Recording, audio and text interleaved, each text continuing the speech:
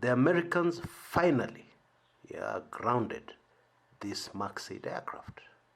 Indeed, Max 8s and Max 9s by executive order from President Trump.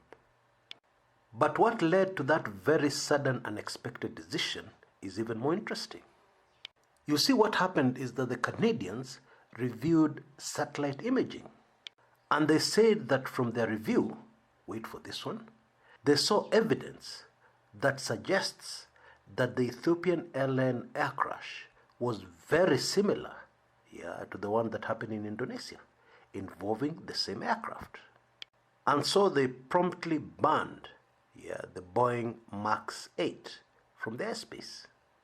Now, I'll be extremely surprised if Congress in the United States does not summon the FAA and indeed Boeing officials to explain a few things. Because word has leaked out that the FAA and Boeing were discussing changes in the Max 8 aircraft after the Indonesian crash. Yes, even before the final report on the Indonesian accident, which took place in October, has come out, Boeing already taking action to fix what they obviously suspected was the cause of the accident. But apparently, they were slowed down by this back and forth with the FAA. They couldn't agree on how wide-ranging the changes that were going to be made would be. Now, obviously, this is the kind of information that those involved would never have wanted to come out to the public. At least not after two very similar tragedies involving the same aircraft had occurred. Because it raises some very disturbing issues.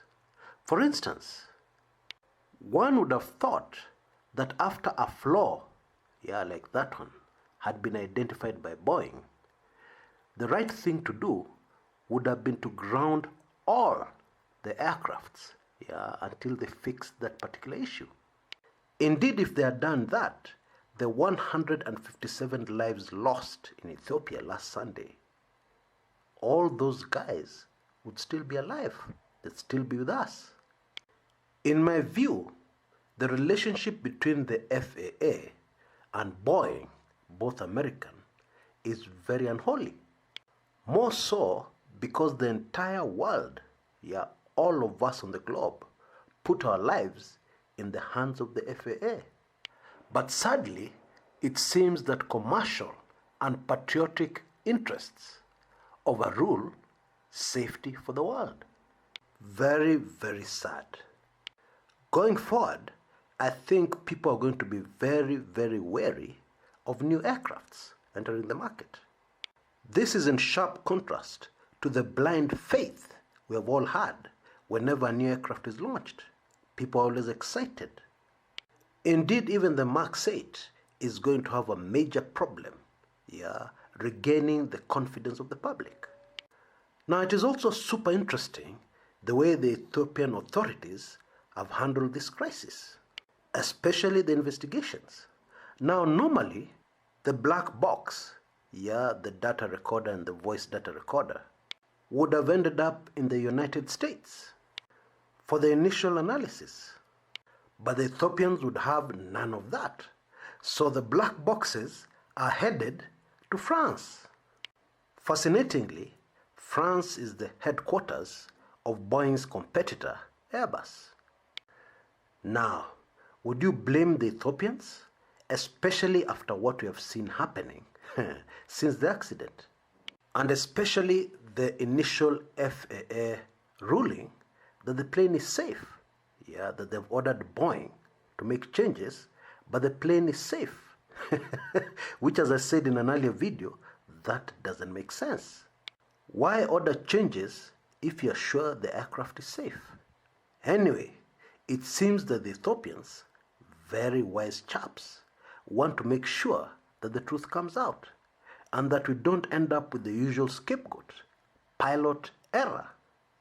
And in this case, it happened in Africa. So it must be pilot error. That's how very many people think in the world. And it was predictable that efforts were going to be made to ensure that the public are convinced what happened in Ethiopia and what happened in Indonesia are very different. Although even as investigations are ongoing, it is increasingly clear that those two crashes were very, very similar.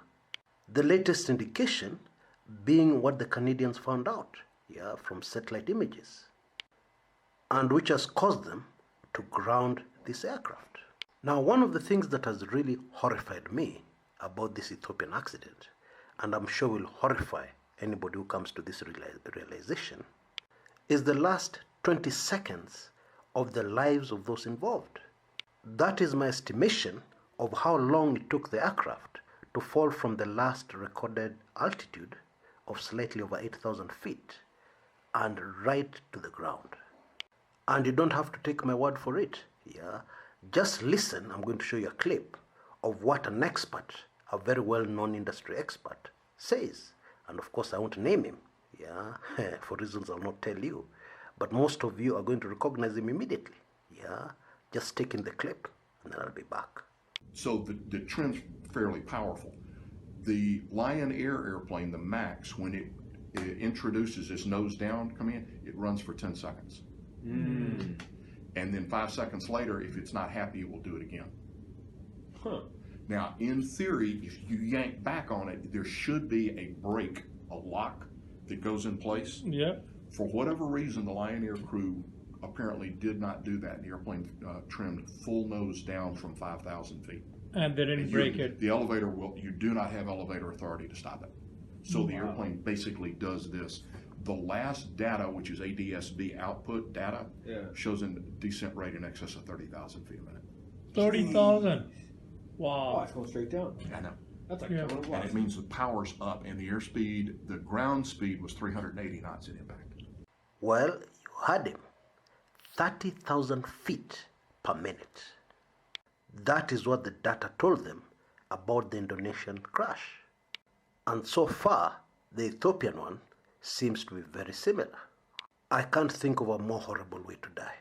And once again, my heart goes out to all those relatives, friends, of those involved in this tragedy that happened in Ethiopia on Sunday, but has affected the entire world.